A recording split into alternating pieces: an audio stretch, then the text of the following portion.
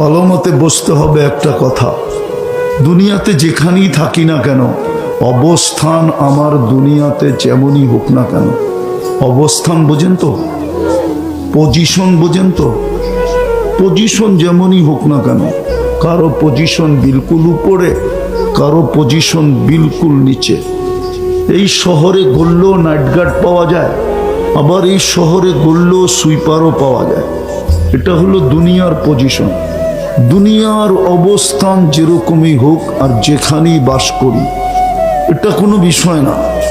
আসল চিন্তার বিষয় হলো যে আমি যেখান থেকে আসছি ওইখানে অচিরেই চলে যাব।